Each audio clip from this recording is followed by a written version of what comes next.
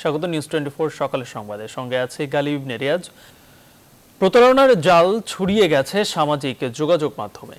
এবার নারী কণ্ঠী পুরুষের প্রতারণার জালে বন্দী অসংখ্য পুরুষ। প্রথমে নারীদের নাম ব্যবহার করে ভুয়া আইডি খোলা হয়, এরপর বন্ধুত্বের আবেগ বাড়লেই শুরু হয় ব্ল্যাকমেইলিং। এরকম একটি সংঘবদ্ধ প্রতারক চক্রকে আটক করেছে আইন শৃঙ্খলা বাহিনী। বিস্তারিত দেখুন মৌ খন্দকারের প্রতিবেদনে।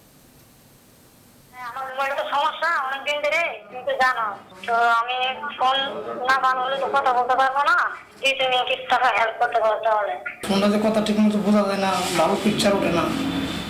হ্যাঁ, তো আমি একটা ফোন কিনতে হবে। ফেসবুকে ভুয়া অ্যাকাউন্ট খুলে মোবাইল নাম্বার সংগ্রহ করে ফোনে নারী কণ্ঠে প্রতারণা করত নারী কণ্ঠী পুরুষ। দীর্ঘদিন ধরে সামাজিক যোগাযোগ মাধ্যমে এই প্রতারণা করছিল।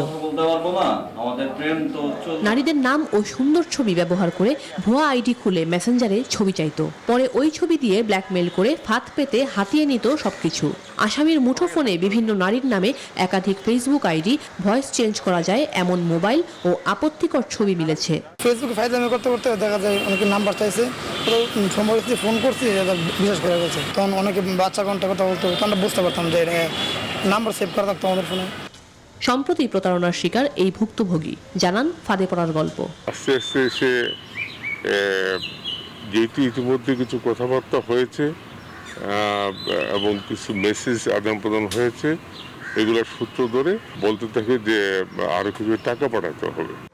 সাইবার অ্যান্ড স্পেশাল ক্রাইম বিভাগের যুগ্ম পুলিশ কমিশনার বলেন, বন্ধু কিছুটা আবেগের জায়গায় পৌঁছালে তারা ব্ল্যাকমেইল করে প্রতারণার জাল ফেলতো। এরকম অসংখ্য মানুষকে তারা এরকম ভাবে পটিয়ে, আর অনেকেই মনে করে যে একটা মেয়ে এবং মেয়েটার ছবি একটা সুন্দর ছবি দেয়, কিন্তু আসলে সে মেয়ে না, সে ছেলে। প্রাথমিক জিজ্ঞাসাবাদেই পাওয়া গেছে অভিনব নানান তথ্য। এই অ্যাপসটার মাধ্যমে মানুষকে ব্ল্যাকমেল করছে। আমরা মনে করি সমাজের প্রতিটি মানুষকে অন্তত এই দিকে একটু খেয়াল রাখা উচিত যে কোনো মেয়ে ফ্রেন্ড রিকোয়েস্ট পাঠালে, মেয়ে কণ্ঠে কথা বললেই তারা যেন তাদের প্রতি না হয়, আসক্ত না হয়ে একটু যেন অ্যালার্ট থাকে। বিভিন্ন চরিত্রে অভিনয় করে প্রতারণা করে নিরীহ ভুক্তভোগীদের কাছ থেকে এ পর্যন্ত লাখ লাখ টাকা আত্মসাৎ করেছে এই প্রতারক। মৌ খন্দকার, নিউজ 24, ঢাকা। টিকটক সহ কয়েকটি ডিজিটাল অ্যাপস ব্যবহারের মাধ্যমে অপরাধ প্রবণতা বাড়ছে। এজন্য টিনএজদের জন্য ক্ষতিকর অ্যাপসগুলো বন্ধ করার বিষয়ে উচ্চ পর্যায়ের কমিটি পর্যালোচনা করছে বলে জানিয়েছেন র্যাব মহাপরিচালক চৌধুরী আব্দুল্লাহ আল মামুন। রাজধানীতে এক অনুষ্ঠানে এসব কথা বলেন তিনি। টিকটক যেটা আছে অনেক নেতিবাচক কাজ করার কারণে আমরা এটার বিষয়ে খুব বিতশ্রদ্ধ হয়ে গেছি। আমরা এদের তালিকা করছি, আইনের সংজ্ঞাতে সে অপরাধীকে, আইনের সংজ্ঞাতে সে যদি অপরাধী হয় তার বিরুদ্ধে আইন অনুযায়ী যে ব্যবস্থা নেওয়া দরকার সেই ব্যবস্থা নেওয়া। কর্মসংস্থান তৈরিতে নতুন অর্থ বছর ঘিরে মহাপরিকল্পনা সরকারের। 2021-22 অর্থ বছরে প্রায় 8.5 লাখ যুবককে প্রশিক্ষণের আওতায় আনা হবে। অর্থনীতি পুনরুজ্জীবিত করতে বিভিন্ন প্রতিষ্ঠানের মাধ্যমে ঋণ দেওয়া হবে 4.5 কোটি টাকা, যা বলা হয়েছে অর্থ বিভাগের মধ্য মেয়াদী সামষ্টিক অর্থনৈতিক নীতি বিবৃতিতে। অর্থনীতি বিশ্লেষকরা বলছেন, বাজেটে অভ্যন্তরীণ উৎপাদন ও দেশীয় শিল্পের সুরক্ষায় যেসব কর ছাড় দেওয়া হয়েছে তার প্রকৃত বাস্তবায়ন এবং স্বাস্থ্য ব্যবস্থাপনার উপর নির্ভর করবে নতুন কর্মসৃজন। বিস্তারিত জানাচ্ছেন বাবু কামরুজ্জামান। করোনা সংক্রমণ এখনো স্বস্তিকর অবস্থায় না আসায় শিক্ষা প্রতিষ্ঠান খুলে দেবার পরিকল্পনা থেকে বারবার পিছিয়ে যাচ্ছে সরকার। ফলে ঘরবন্দি হয়ে পড়েছে শিক্ষা ব্যবস্থা, যার পরিণতি ভয়াবহের দিকে যাচ্ছে বলে মনে করছেন। দেশের অভ্যন্তরীণ উৎপাদনের চাকাকে সচল রাখতে নানা কর ছাড় ও প্রণোদনা দিয়ে 6,03,000 কোটি টাকার বাজেট প্রস্তাব করেছেন অর্থমন্ত্রী। ব্যবসাবান্ধব বাজেটের মাধ্যমে ব্যবসায়ীরা উৎপাদনে গেলে মিটবে কর্মসংস্থানের চ্যালেঞ্জ, এমন আশার কথাও জানিয়েছেন আহম মুস্তফা কামাল। রাজস্ব সংগ্রহের লক্ষ্যমাত্রা ধার্য করা হয়েছে। প্রস্তাবিত বাজেটে কর্মসংস্থানে কি ধরনের কৌশল নেওয়া হচ্ছে সেদিক লক্ষ্য রেখে সরকারের মধ্যমেয়াদী সামষ্টিক অর্থনৈতিক নীতি বিবৃতিতে বেশ কিছু কৌশলের কথা তুলে ধরেছে অর্থ বিভাগ, যেখানে বলা হয়েছে অর্থ বিভাগের স্কিলস ফর এমপ্লয়মেন্ট প্রকল্পের মাধ্যমে প্রায় 8.5 লাখ যুবককে প্রশিক্ষণ দেয়া হবে আসছে অর্থ বছরে। এছাড়া দেশের বেকার যুবক ও যুব মহিলাদের কর্মসংস্থান তৈরিতে প্রশিক্ষণ দেয়া হবে 4.25 লাখ, যা কর্মসংস্থানের চ্যালেঞ্জ মোকাবেলায় সক্ষম হবে বলে মত পরিকল্পনা মন্ত্রীর। অবশ্যই কর্মসংস্থান নতুন আসতে বাধ্য, কারণ ইকোনমিটা এক্সপান্ড করছে, এটা তো অস্বীকার করার ব্যাপার নাই। আমরা হয়তো বলছি আগে 7-8% কাছাকাছি চলে গেছিলাম, এবার 4-5 নেমেছি, এবার আমরা টার্গেট করছি 7 ভাগ। এখানে যেটা কর্মসংস্থান হবে সেটা হলো শিক্ষিত বেকারদের জন্য এবং যাদের কিছু টেকনিক্যাল স্কিল আছে তাদের কর্মসংস্থান। সেটাও যদি হয় সেটা কিন্তু অর্থনীতিতে একটা বড় অবদান রাখবে। আসছে বাজেটে গ্রামীণ অর্থনীতিকে পুনরুজ্জীবিত এবং কর্মসংস্থান বাড়াতে ব্যাংক, পিকেএসএফ ও আর্থিক প্রতিষ্ঠানের সহায়তায় সরকার ঋণ বিতরণ করতে চায় 4,700 কোটি টাকা। তবে অর্থনীতি বিশ্লেষকরা বলছেন, বিনিয়োগ ও কর্মসংস্থান তৈরির বড় চ্যালেঞ্জ বাজেটে ঘোষিত শিল্প খাতে নীতি প্রণোদনার সুফল বাস্তবায়ন এবং স্বাস্থ্য ব্যবস্থাপনা। আলটিমেট সমাধান হলো ভ্যাকসিনেশনের কাজ। সেটা যদি আমরা ঠিকমতো করতে পারি তাহলে অর্থনীতি আবার সচল থাকবে এবং কন্টিনিউয়াসলি সচল থাকবে এবং সেই ক্ষেত্রে কর্মসংস্থান হওয়ার সম্ভাবনাটা বেড়ে যাবে। ইনফর্মাল খাত, কৃষি খাত বা কৃষি সংশ্লিষ্ট খাতে কিন্তু প্রচুর নতুন নতুন জব ক্রিয়েট হচ্ছে। সেখানে কিন্তু আমাদের সাংস্কৃতিক কারণে এরা অনেকে যেতে চান না। হিসাব বলছে দেশে প্রতি বছর প্রায় 20 লাখ লোক কর্মবাজারে প্রবেশ করেন। যদিও মহামারী করোনায় বেকার হয়েছেন প্রতি 4 জন যুবকের 1 জন, যা প্রায় 27.5%। বাবু কামরুজ্জামান, নিউজ 24, ঢাকা। লোকসান হলেও ভ্যাকসিন নিয়ে চীনের সাথে জটিলতা দ্রুত নিরসন করতে সরকারকে পরামর্শ দিয়েছেন বিশ্লেষকরা। তারা বলছেন, চীনের টিকা না পেলে বড় ধরনের সংকটে পড়বে দেশ। পাশাপাশি দেশের সরকারি বেসরকারি পর্যায়ে টিকা উৎপাদনের ব্যবস্থা করতে সরকারকে দ্রুত পদক্ষেপ নেওয়ার পরামর্শ তাদের। এদিকে বাংলাদেশকে দ্বিতীয় দফায় উপহারের জন্য যে 6 লাখ টিকা দেওয়ার কথা তা 13 জুনের মধ্যে পাঠাতে প্রস্তুত রয়েছে চীন। আরিফিন শাকিল জানাচ্ছেন বিস্তারিত। 150 মিলিয়ন মার্কিন ডলার। চুক্তিতে বারণ থাকার পরও গত 27 মে মন্ত্রী পরিষদ বিভাগের এক সংবাদ সম্মেলনে অতিরিক্ত সচিব শাহিদা আক্তার চীন থেকে কেনা সিনোফার্মের টিকার ডোজের দাম $10 বলে গণমাধ্যমে জানান। এতে একই ভ্যাকসিন বেশি দামে কেনা অন্যান্য দেশের চাপের মুখে পড়ে চীন। জটিলতা তৈরি হয় বাংলাদেশের টিকা পাওয়া নিয়ে। দায়িত্বহীন আচরণ করায় ওএসডি করা হয় অতিরিক্ত সচিব শাহিদা আক্তারকে। ঘটনার জন্য বেইজিং এর কাছে দুঃখ প্রকাশ করে ঢাকা।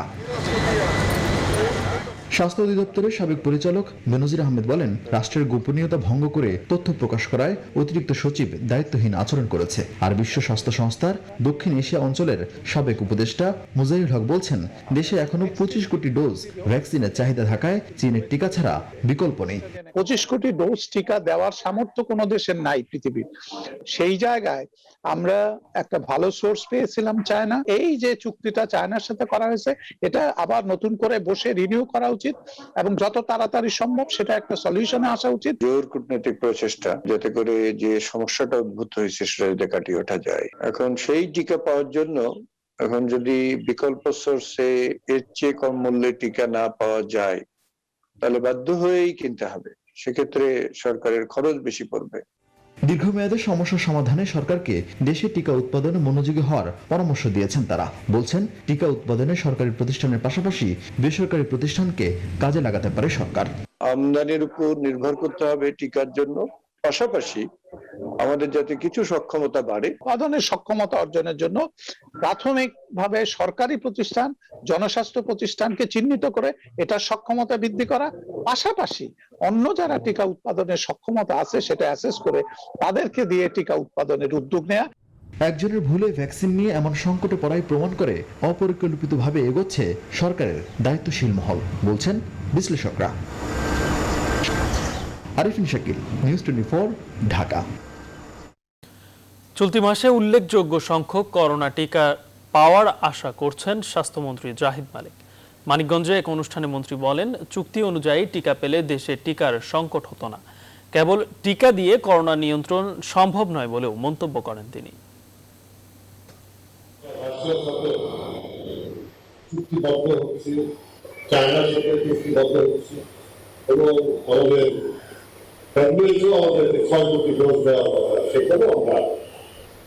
করতে চাচ্ছি, ইউএসের সাথে জোর করতে চাচ্ছি।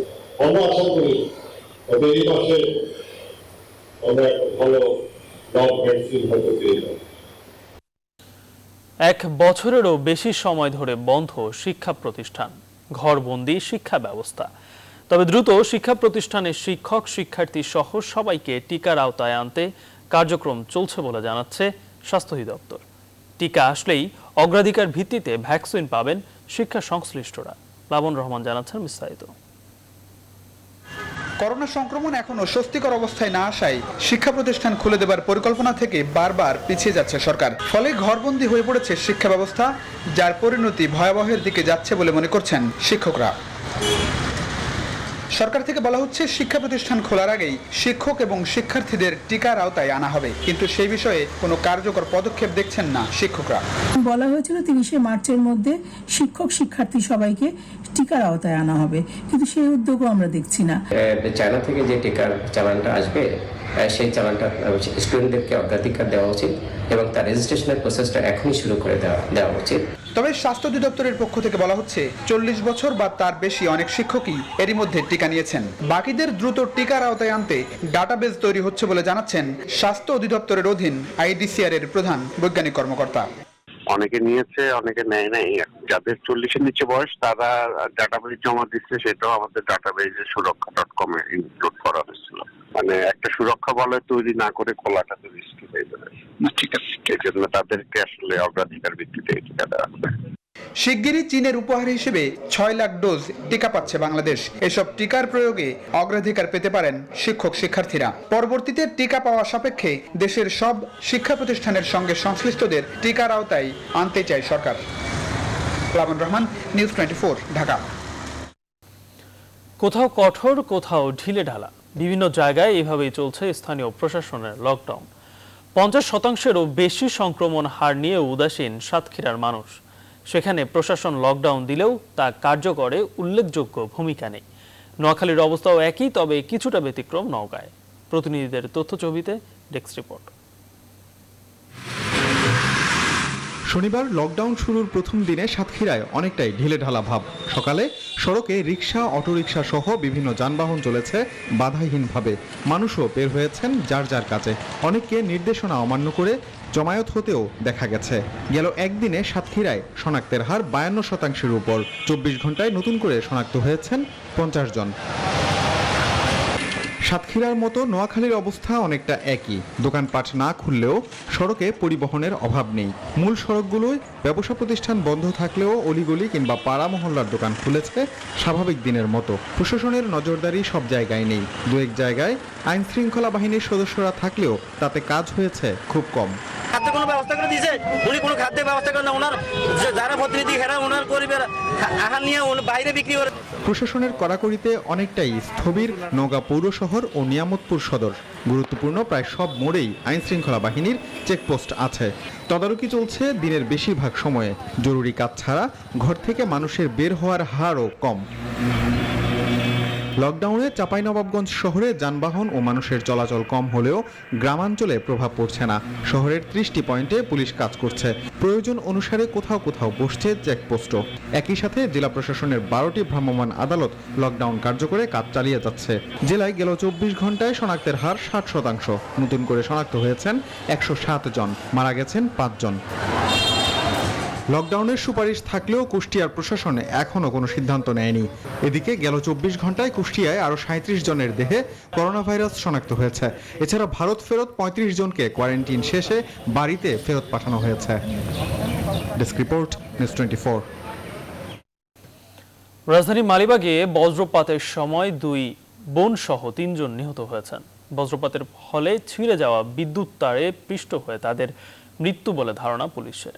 সাম্প্রতিক সময়ে বজ্রপাতে প্রাণহানি বেড়েছে আশঙ্কাজনক হারে। বিশেষজ্ঞরা বলছেন তাপমাত্রা অস্বাভাবিকভাবে বৃদ্ধি পাওয়ার সাথে সাথে বাড়ছে বজ্রপাতও। অন্তরা বিশ্বাসের প্রতিবেদনে বিস্তারিত।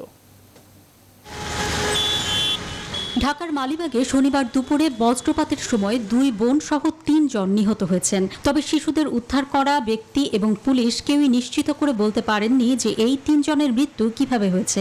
কেউ বলছেন বজ্রপাতে, আবার কেউ বলছেন বজ্রপাতের ফলে ছিঁড়ে যাওয়া বৈদ্যুতিক তারে বিদ্যুৎপৃষ্ট হয়ে এই 3 জনের মৃত্যু হয়েছে।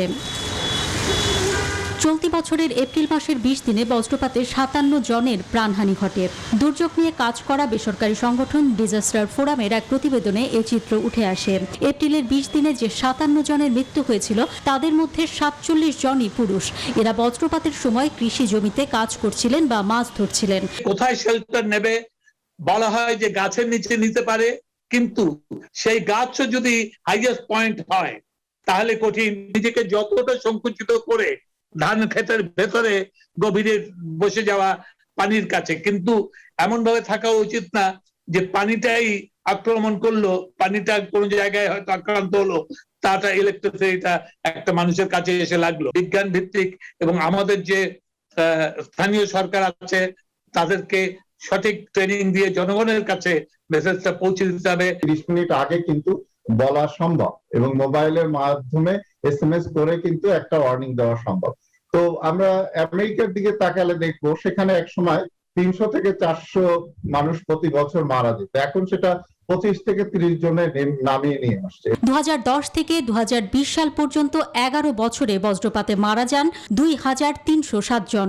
দুর্যোগ ব্যবস্থাপনা ও ত্রাণ মন্ত্রণালয়ের তথ্য এটি। 2020 সালে 226 জন মারা যান। এর মধ্যে সবচেয়ে বেশি প্রাণহানি ঘটে 2018 সালে। ওই বছর বজ্রপাতে মারা গেছেন 359 জন। তাপমাত্রা বেড়ে যাওয়ায় দিন দিন বজ্রপাতের সংখ্যা বাড়ছে বলে মত বিশেষজ্ঞদের। গ্লোবাল ওয়ার্মিং এর ফলে তাপমাত্রা বৃদ্ধি পেয়েছে, যার ফলে অনেক বেশি এভাপোট্রান্সপিরেশন হচ্ছে, যার ফলে অনেক বড় কনভেক্টিভ ক্লাউড হচ্ছে এবং বজ্রপাতের মৃত্যু বাড়ছে।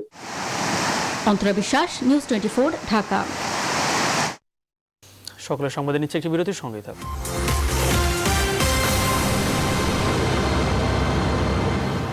বিরতির পর আবারও স্বাগত। আপনারা দেখছেন নিউজ 24 সকলের সংবাদ।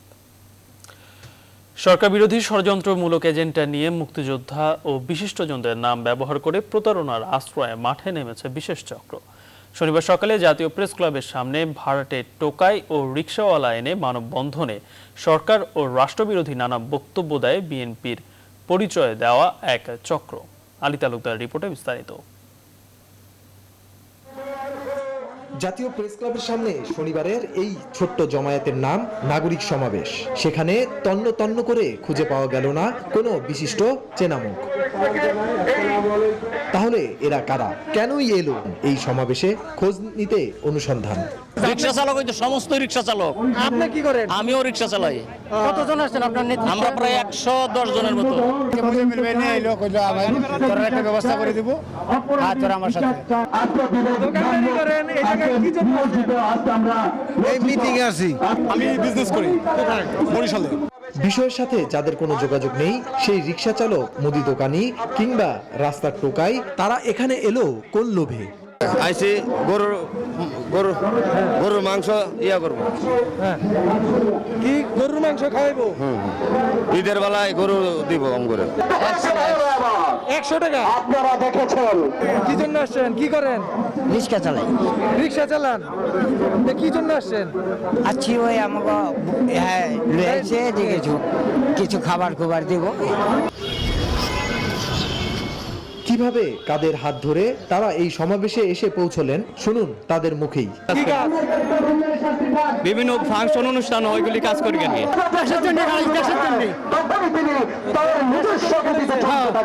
ভাড়াটে লোক দিয়ে মানববন্ধন বা এমন সমাবেশ করার উদ্দেশ্যই বা কি? উদ্দেশ্য স্পষ্ট হয় সমাবেশ শুরুর পর। ভারত আমাদেরকে শাসন করছে,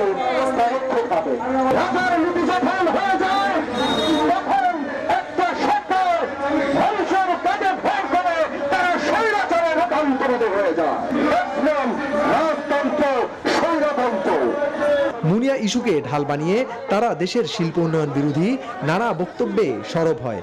যেভাবে মানবাধিকার লঙ্ঘন হচ্ছে, আমরা বিশ্বের প্রতিটা মানুষ, বিশ্বের প্রতিটা বিবেক আজকে বিবেক বান্ধব, আজকে নিমজ্জিত, আজকে আমরা লজ্জিত।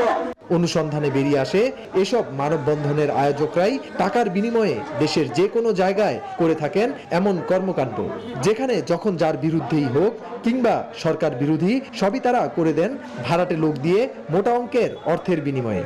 আর বেশিরভাগ ক্ষেত্রে মিডিয়াকে আকৃষ্ট করতে ব্যবহার করেন বিশিষ্ট জনদের নাম।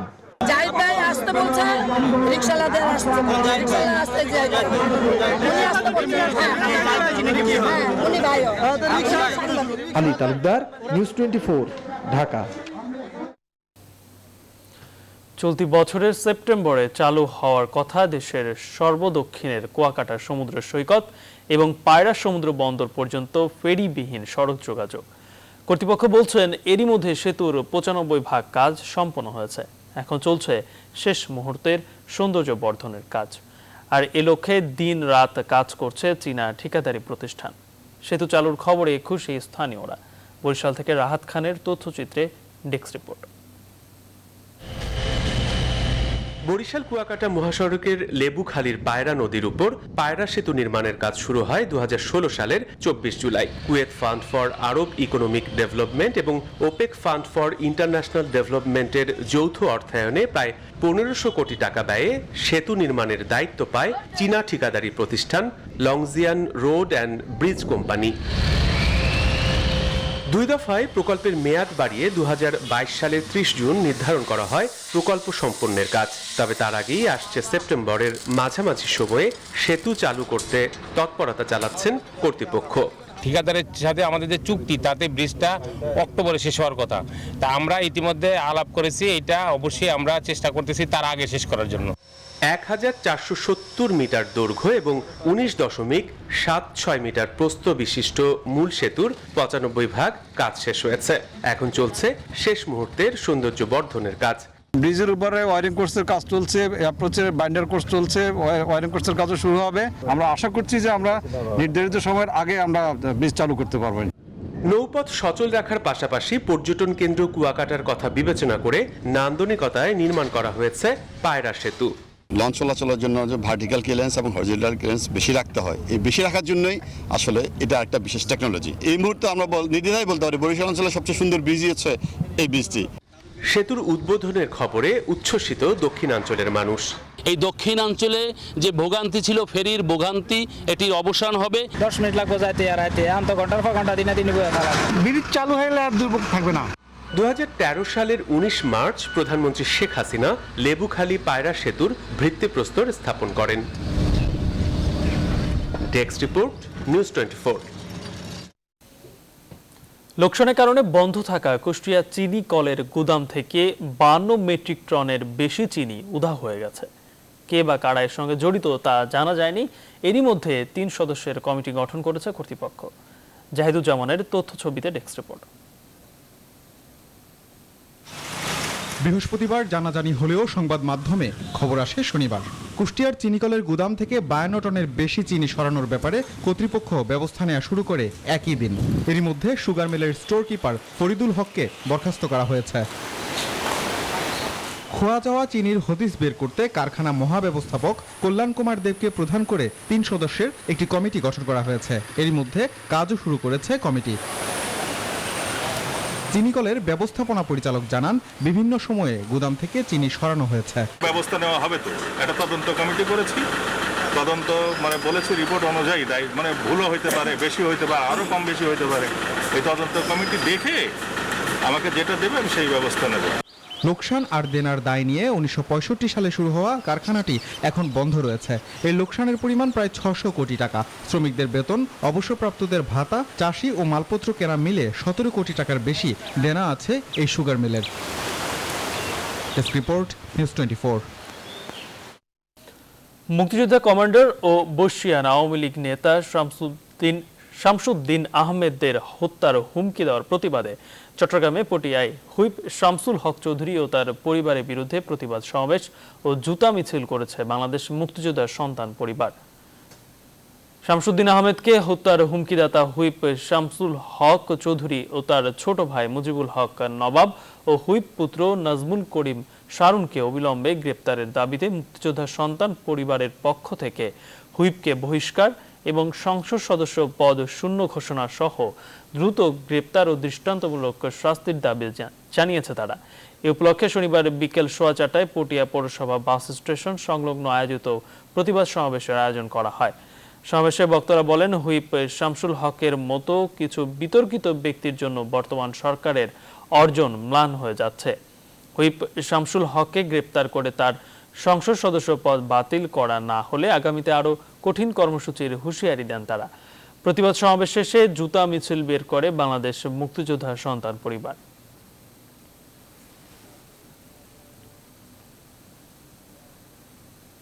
এবারে ফার্স্ট সিকিউরিটি ইসলামী ব্যাংক অর্থ বাণিজ্যের সংবাদ। রাজশাহীর আমের সবচেয়ে বড় হাট বসে বানেশ্বরে। ভরা মৌসুমে সেখানে উঠেছে প্রচুর আম, কিন্তু করোনার কারণে ক্রেতা নেই, ফলে বাজারে দাম নেই আমের। এতে খরচও উঠছে না আম চাষি ও বাগান মালিকদের। চাষিরা বলছেন এই মুহূর্তে বাজারে ভরা আমে কিন্তু ক্রেতা না আসায় হতাশ তারা। এস এ বাপ্পির ক্যামেরায় রাজশাহী থেকে কাজী শাহেদের প্রতিবেদন। শনিবার নির্ধারিত হাটের দিন। আমের মৌসুমে এ সময় পা ফেলার জায়গা থাকে না, কিন্তু বানেশ্বর আম হাট ঘুরে দেখা গেছে ক্রেতার হাহাকার। সকাল থেকেই আম নিয়ে বাজারে আসেন স্থানীয় চাষি ও বাগান মালিকরা, কিন্তু ক্রেতা নেই আগের মতো। আমে ক্রেতা কম, আমের পরিমাণ বাজারে বেশি, ফলন বেশি হয়েছে। আমের এবারে ফলন বেশি, কিন্তু আমের দামটা সীমিত আকারে কম এবং পাইকারির সংখ্যা খুবই কম। দূর দূরান্ত আপনার পার্টিরা আসতে পারছে না, একটু বাজার নিয়ে আমরা একটু ভোগান্তির মধ্যে আছি। এখন বাজার ভরা হিমসাগর বা ক্ষীরসাপাত আমে। এই জাতের আম নামছে 25 মে থেকে। এছাড়া নামছে লক্ষণভোগ বা লকনা, প্রায় শেষের দিকে গোপালভোগ। নতুন করে নামতে শুরু করেছে ল্যাংড়া। শনিবার বানেশ্বর বাজারে প্রতিমন গোপালভোগ 2100 থেকে 2200, হিমসাগর বা ক্ষীরসাপাত 1800 থেকে 2000, লক্ষণভোগ বা লকনা 600 থেকে 700, ল্যাংড়া 1400 থেকে 1800 টাকা দরে বিক্রি হয়েছে। চাষি ও বাগান মালিকরা বলছেন বাইরের ক্রেতা না থাকায় তারা আর্থিকভাবে ক্ষতিগ্রস্ত হচ্ছেন। পাইকারের সংখ্যা খুবই কম, অন্যান্য বছর যেরকম থাকে ঠিক তার চাইতে অনেক কম এবার তুলনামূলকভাবে। সে কারণে স্থানীয় বাজারে আমের বাজার মূল্য অনেক কম। আবার এখানে পাইকারি যারা আসছে, স্থানীয় বাজারে যারা কেনাকাটা করছে, এরা 50 কেজিতে প্রায় মূল্য নিচ্ছে। প্রশাসনের বেঁধে দেওয়া সময়সীমা অনুযায়ী ল্যাংড়া নামার কথা 6 জুন। আগামী 15 জুন আম্রপালি ও ফজলি নামবে, আর মৌসুমের শেষে 10 জুলাই নামতে শুরু করবে আশ্বিনা ও বাড়ি 4। এছাড়া রঙিন আম বাড়ি 14 নামবে জুলাইয়ের প্রথম সপ্তাহে।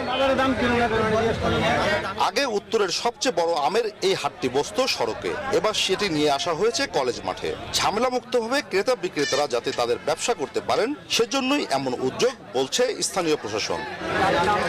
হোটেল আছে, আমরা খাওয়া দাওয়ার ব্যবস্থা রাখছি, রাতের নিরাপত্তার ব্যবস্থা আছে। আমাদের উপজেলা নির্বাহী অফিসার 24 ঘন্টায় এখানে পরিশ্রম দিচ্ছে, যে মোটামুটি পাকড়েদার এখানে ভালো আসছে। করোনা মহামারীকালীন সময়ে আমরা তাদের স্বাস্থ্যবিধি মানাতে পারছি না, এই জন্য আমরা একটা খালি জায়গায় এসেছি যেখানে আমাদের যোগাযোগ ব্যবস্থা ভালো, একদিক থেকে ঢুকবে আরেক দিক থেকে বের হয়ে যেতে পারবে। সব মিলেই এটা আমার মনে হয় সুন্দর আয়োজন। এখানে আমরা প্যান্ডেলের ব্যবস্থা করেছি, পানি খাওয়ার ব্যবস্থা করেছি, তাদের জন্য ওয়াশরুমের ব্যবস্থা করেছি। প্রতিদিন অর্ধ কোটি টাকার আমের ব্যবসা হয় এই হাটে। আমের পসরা সাজিয়ে বসেছেন ব্যবসায়ীরা, কিন্তু উৎপাদন খরচ আর দামের পার্থক্যে মলিন কৃষকের মুখ। কাজী শাহেদ, নিউজ 24, বানেশ্বর, রাজশাহী। সংবাদে নিচ্ছে আরো একটি বিরতির সঙ্গে থাকুন। বিরতির পর আবার স্বাগত। আপনারা দেখছেন নিউজ 24 সকালের সংবাদ। এবারে আন্তর্জাতিক প্রসঙ্গ। মিয়ানমারের এয়ার ওয়াদি নদীর বদ্বীপ অঞ্চলে নিরাপত্তা বাহিনীর সঙ্গে স্থানীয় গ্রামবাসীদের সংঘর্ষে অন্তত 20 জন নিহত হয়েছেন বলে স্থানীয় গণমাধ্যম ও বাসিন্দারা জানিয়েছেন। সেনা সদস্যরা অস্ত্রের খোঁজে তল্লাশি শুরুর পর গ্রামবাসীরা গুলি ও তীর ধনুক নিয়ে রুখে দাঁড়ালে দুই পক্ষের মধ্যে সংঘর্ষ বাধে। রয়টার্স জানায় দেশটির প্রধান শহর ইয়াঙ্গন থেকে প্রায় 150 কিলোমিটার উত্তর পশ্চিমে হালাইওয়াসেও এলাকায় শনিবার মধ্যরাতে সেনা তল্লাশি শুরু করলে সংঘর্ষের শুরু হয়। স্থানীয় গণমাধ্যম জানিয়েছে প্রচুর মানুষ এই সংঘর্ষে আহত হয়েছে। গ্রামের বাসিন্দাদের অভিযোগ, অস্ত্র উদ্ধারের নামে সৈন্যরা গ্রামবাসীদের লাঞ্ছিত করলে তারা গুলি নিয়ে প্রতিরোধ গড়ে তোলার চেষ্টা করে। মিয়ানমারে গত ফেব্রুয়ারি থেকে শুরু হওয়া সেনা অভ্যুত্থান বিরোধী বিক্ষোভে এখন পর্যন্ত অন্তত 845 জন প্রাণ হারিয়েছেন এবং 4500-এর বেশি বিক্ষোভকারী কারাগারে বন্দী রয়েছেন।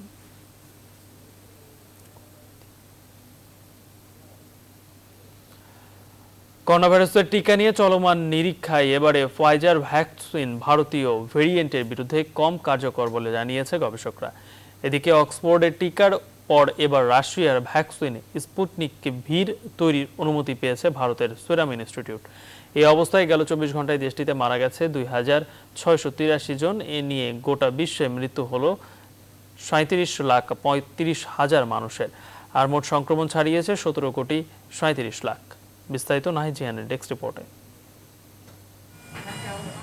ফাইজার বায়োনটেকের উদ্ভাবিত ভ্যাকসিনের পূর্ণাঙ্গ ডোজ নেওয়া মানুষের দেহে ভারতীয় ডেল্টা ভ্যারিয়েন্টের বিরুদ্ধে 5 গুণ কম মাত্রায় অ্যান্টিবডি তৈরি হয়। এই তুলনা করা হয়েছে করোনার মূল ধরনটির বিরুদ্ধে তৈরি হওয়া অ্যান্টিবডির সঙ্গে। আন্তর্জাতিক চিকিৎসা বিষয়ক জার্নাল দ্য ল্যান্ডসেটে প্রকাশিত এক গবেষণায় বলা হয়েছে, ফাইজারের টিকায় যে মাত্রায় অ্যান্টিবডি তৈরি হয় তা ব্রিটিশ ভ্যারিয়েন্ট আলফার বিরুদ্ধে 50%, ভারতীয় ডেল্টার বিরুদ্ধে 32% এবং দক্ষিণ আফ্রিকার বেটার বিরুদ্ধে 25% নেমে এসেছে। এদিকে অক্সফোর্ডের টিকার পর এবার রুশ ভ্যাকসিন স্পুতনিক ভি তৈরির অনুমোদন পেয়েছে ভারতের সেরাম ইনস্টিটিউট। দেশটির কেন্দ্রীয় ওষুধ নিয়ন্ত্রক সংস্থা শুক্রবার এ অনুমোদন দিয়েছে। রাশিয়ার Gamaleya research institute of epidemiology and মাইক্রোবায়োলজির সঙ্গে যৌথভাবে এই টিকা তৈরি করবে সেরাম। এদিকে করোনার সংক্রমণ কিছুটা কমলেও ভারতের মৃত্যুহার কিছুতেই কমানো যাচ্ছে না। 138 কোটি জনসংখ্যার দেশে এখন পর্যন্ত ভ্যাকসিন পেয়েছেন মাত্র 21 কোটি বাসিন্দা। এই অবস্থায় টিকার ঘাটতি মেটাতে মরিয়া ভারত সরকার অনুমোদন না পাওয়া দেশীয় প্রতিষ্ঠান বায়োলজিক্যাল ই এর নামহীন ভ্যাকসিনের 30 কোটি ডোজের অর্ডার দিয়েছে বলে অভিযোগ উঠেছে। নাহিদ জিহান, নিউজ 24। ফ্রান্সে পোকা দিয়ে তৈরি বিভিন্ন খাবারের জনপ্রিয়তা পাচ্ছে। চলতি বছরের শুরুতে পোকাকে খাদ্য হিসেবে স্বীকৃতি দেয় ইউরোপের খাদ্য নিরাপত্তা বিষয়ক সংস্থা। এরপর থেকেই পোকা দিয়ে তৈরি বিভিন্ন খাবারের চাহিদা বেড়েছে। চালু হয়েছে এমন রেস্তোরাঁও। বিস্তারিত জানাচ্ছেন চন্দ্রানী চন্দ্রা। প্যারিসের পোকা দিয়ে তৈরি খাবারের রেস্তোরাঁ এরই মধ্যে জনপ্রিয়তা পেয়েছে। পোকা স্বাদ নিতে রীতিমতো ভিড় করেছেন খাদ্য রসিকরা। শুরুতে কিছুটা অস্বস্তি লাগলেও এর স্বাদ সত্যিই অসাধারণ। কেউ কেউ তো রীতিমতো পোকা দিয়ে তৈরি পাস্তা আর সালাদের ভক্ত। রেস্তোরাঁর প্রধান শেফ লারা ভেইয়েট জানালেন, ভোজন রসিকদের কাছে স্বাদের ভিন্নতা আনতেই এমন ব্যতিক্রমী উদ্যোগ। মূলত দুই কারণে এমন উদ্যোগ। প্রথমত, পোকামাকড় নিয়ে মানুষের মাঝ থেকে অহেতুক ভীতি দূর করা। দ্বিতীয়ত, খাবারের মাঝে ভিন্নতা নিয়ে আসা। মানুষের কাছ থেকে অসাধারণ সাড়া পেয়েছি। আরো জানান, পোকা তারা নিজেরাই চাষ করেন। ওটস, রুটি আর সবজির উচ্ছিষ্ট দেয়া হয়, এরপর রোদে শুকিয়ে করা হয় রান্না। চলতি বছরের শুরুতে পোকাকে খাদ্য তালিকায় স্থান দেয় ইউরোপের খাদ্য নিরাপত্তা বিষয়ক সংস্থা ইএফএসএ এর মুখপাত্র স্টিফেন কার্টসমেকার বলেন, এইসব পোকায় খুবই উচ্চ পর্যায়ে আমিষ বিদ্যমান। বিশ্বব্যাপী খাদ্য সংকট চলছে। এই ধরনের পোকাকে খাদ্য তালিকায় স্থান দিলে সংকট সমাধানেও কিছুটা ভূমিকা রাখবে মনে করেন উদ্যোক্তারা। চন্দ্রানী চন্দ্রা, নিউজ 24। সকলের সংবাদে নিচ্ছে আরো একটি বিরতির সঙ্গেই থাকুন।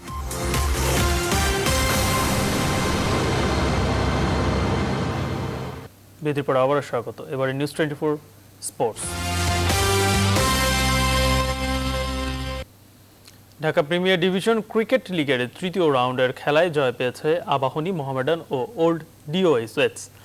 এই তিন দলের জয়ে ব্যাটে বলে উজ্জ্বল ছিলেন সাকিব, মুশফিক, নাইম শেখ, মুস্তাফিজ, তাসকিন, রাহি ও রাকিন আহমেদ। বিস্তারিত জানাচ্ছেন পার্থ বণিক। ঢাকা প্রিমিয়ার ডিভিশন ক্রিকেট লিগে জয়যাত্রা অব্যাহত আছে আবাহনী লিমিটেডের। নিজেদের তৃতীয় ম্যাচে শনিবার ব্রাদার্স ইউনিয়নকে 9 উইকেটে হারিয়েছে আকাশী নীলরা। টস হেরে ব্যাট করতে নামা ব্রাদার্স দুই ওপেনার মিজানুর ও জুনায়েদ সিদ্দিকীর ব্যাটে ঝড়ও শুরু পায়। পরে আলাউদ্দিন বাবুর 24 আর জাহিদুজ্জামানের অপরাজিত 25 রানে নির্ধারিত 11 ওভারে 5 উইকেটে 101 রান তোলে ব্রাদার্স। আবাহনীর হয়ে 3 উইকেট নেন তানজিম হাসান সাকিব। লক্ষ্য তাড়া করতে নেমে কেবল মুনিম শাহরিয়ারের উইকেট হারিয়ে জয় তুলে নেয় আবাহনী। নাইম শেখ 36 আর মুশফিক অপরাজিত থাকেন 37 রানে।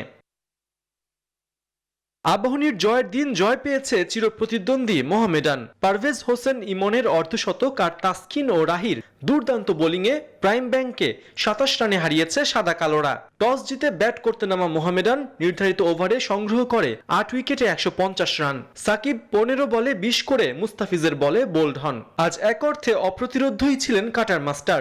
4 ওভারে 22 রানের বিনিময়ে তুলে নেন 5 উইকেট। মুস্তাফিজের আগুন ঝরা বোলিংয়ের পরেও হার এড়াতে পারেনি প্রাইম ব্যাংক। 3 বল বাকি থাকতেই অল আউট হয় 123 রানে। তাসকিন ও রাহি দুজনেই নেন 3টি করে উইকেট। টি-20তে ক্যারিয়ার সেরা বোলিংয়ে ম্যান অফ দ্য ম্যাচ হয়েছেন মুস্তাফিজ। এদিকে দিনের প্রথম ম্যাচে পার্টেক্সকে 10 উইকেটে হারিয়েছে ওল্ড ডিওএইচএস। 15 ওভারে পার্টেক্সের দেয়া 78 রানের লক্ষ্য 11 ওভার 3 বলেই ছুঁয়ে ফেলে ওল্ড ডিওএইচএস। 36 বলে 43 রানের ইনিংস খেলে ম্যান অফ দ্য ম্যাচ হয়েছেন Rakin Ahmed. Partha Banik, news 24, Dhaka. 2022 FIFA world cup ও 2023 এএফসি এশিয়ান কাপের বাছাই পর্বকে সামনে রেখে কাতারে অনুশীলন করেছে জাতীয় ফুটবল দল। দুই ভাগে বিভক্ত হয়ে কাতার সময় সকাল 9টা থেকে 10:30 পর্যন্ত জিম সেশন সম্পন্ন করেছে জেমিডের শিষ্যরা। আফগানিস্তানের বিপক্ষে ড্র করে 1 পয়েন্ট অর্জন করার পর তপু বর্মনদের মিশন এখন ভারত। 7 জুন ভারতের বিপক্ষে ম্যাচের আগে প্রস্তুত হচ্ছে জাতীয় ফুটবল দল। সোহেল রানা ছাড়া দলের বাকি সব ফুটবলাররাই আছেন ফিট। এর আগে প্রথম লেগের ম্যাচে ভারতের বিপক্ষে 1-1 গোলে ড্র করেছিল বাংলাদেশ। 7 জুন ভারতের বিপক্ষে ম্যাচের পর 15 জুন ওমানের বিপক্ষে শেষ ম্যাচ খেলবে জামাল ভুঁইয়ার দল। আমাদের আগামী 7 তারিখে হচ্ছে ইন্ডিয়ার সাথে আবার খেলা। আমি ফার্স্ট লিগে ইন্ডিয়ার সাথে খেলেছি অ্যাওয়ে ম্যাচে। সো তাদের অ্যাটাকিং সাইডটা এবং তাদের উইক পয়েন্ট, স্ট্রং পয়েন্ট সম্পর্কে আমরা জানি এবং আমাদের আরো 2টা সেশন আছে। আমাদেরকে মিটিং রুমস এবং মাঠে আমাদেরকে সেটা দেখানো হচ্ছে আসলে কোনটা স্ট্রং পয়েন্ট ইন্ডিয়ার, কোনটা উইক পয়েন্ট। সো আমরা কিভাবে ইমপ্রুভ করতে পারি ইন্ডিয়ার এগেনস্টে, কিভাবে ভালো খেলতে পারি, আর আশা করি ইনশাআল্লাহ আমরা ইন্ডিয়ার এগেনস্টে ভালো খেলে পয়েন্ট নিয়ে আসবো। এই ছিল সকালের সংবাদের আয়োজন। আপনারা দেখছেন নিউজ 24। সঙ্গে থাকায় ধন্যবাদ সবাই।